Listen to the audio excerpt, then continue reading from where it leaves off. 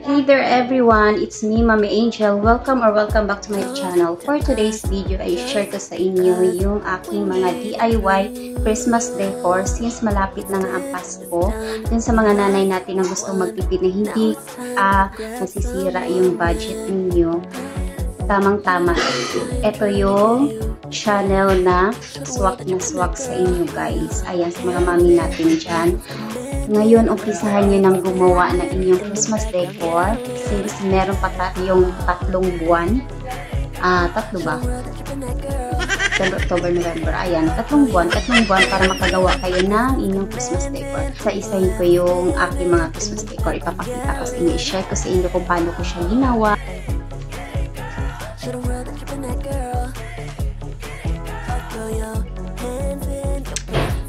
Guys, isi-share ko sa inyo yung aking DIY Christmas decor. Ayan, iisa-isahin ko dun sa mga mami natin na, or kahit hindi sa mga mamis natin dyan, yung sa mga nagtitipid na ayaw masira yung budget nila since malapit na talaga ang bare months. Ayan, isi-share ko sa inyo guys, isa-isa yung aking mga DIY Christmas decor. Ayan, ito yung ano ba tawag nito? Tubol. Ayan, Christmas. Basta ano ito. Basta alam niyo na yan guys. Oh, ayan siya. Etong ano na to, tela na to, sa ukay ko to. And then yung laman nito, cartoon. Ayan. Cartoon yung laman nito. Tapos, ito lang yung binili ko. Ayan, ito siya. And then, ito, galing to sa laruan ng anak ko na nilagay ko lang dyan. Wala lang. Nilagay ko lang siya dyan para ano lang siya tingnan. And then, ito lang yung binili ko. Ayan, sa mga nanay natin dyan na gustong makatipid dahil malapit na nga ang Pasko, ayan, mag-umpisa na kayong gumawa ng Christmas decor ninyo. And then, yung pinagpatungan ko nito guys, wait lang ha. Yung pinagpatungan ko nito ay, ayan siya oh, baliktad ko. Ayan, kita nyo? Ayan. Ano to? Yung paglagyanan ng pizza. Kasi dati kasi nagpipizza kami. So, since hindi naman siya namin nagagamit kasi marami kaming ganito. Ayan. Marami kaming ganito. Ito yung pinakamalaki tapos yung iba ay medyo maliit. Kaya ginamit ko siya na pinagpatungan ko dito. Ayan. So, ito yung start una kong ipapakita sa inyo. And then the rest ay mamaya or di kaya bukas. Ayan, dahil malapit na talaga ang bare months. So, gumawa ako guys ng maraming Christmas decor. Matagal din akong natapos kasi nga DIY nga, diba? Kaya para lang makatipid tayo.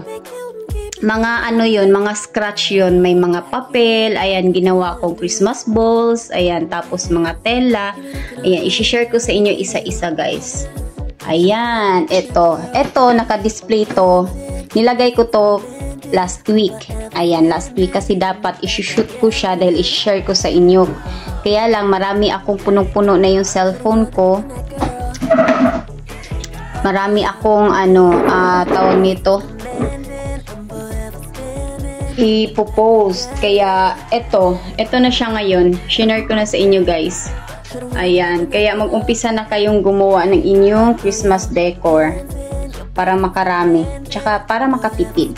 So ayan siya guys, ang aking Christmas decor. Ayan siya. Yan, o diba? Ito yung nilagalagay ko sa center table, pero meron pa talaga akong isa na kahoy siya. Kahoy tapos nilalagyan ko siya ng ganito. Garland. Garland, di ba tawag nito? Ayan, kahoy siya na napulot ko lang yung kahoy na yun. Tapos nilagyan ko lang siya ng ganito. Ayan, tapos hindi ko alam garland ba tawag nito. Basta ganito siya. Nilagyan ko siya ng ito, tapos lalagyan ko siya ng bulaklak, di ba? Nandoon sa kwarto namin, hindi ko pa siya nilabas. Siguro by first week or second week ng September, unti-unti na ako mag-decorate. Ayan.